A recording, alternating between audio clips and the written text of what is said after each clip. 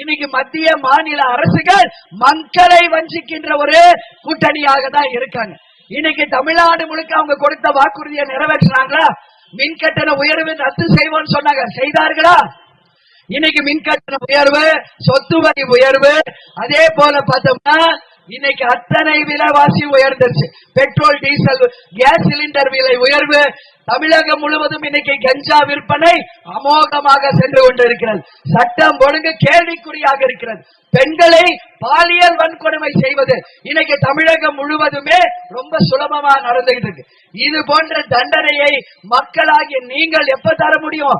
இந்த தேர்தலிலே அண்ணன் எடப்பாடியார் சொல்வது போல ஒற்றை விரலால் ஓங்கி அடிப்போம், இரட்டை இலைக்கு வாய்ப்பு கொடுப்போம் என்று அண்ணன் அவர்கள் சொன்னது போல உங்களுடைய ஒற்றை விரலால் 19ஆம் தேதி ஓங்கி அடித்து இரட்டை இலைக்கு மாபெரும் வெற்றியை தரணும் சொல்லி கேட்டுக்கிறேன்.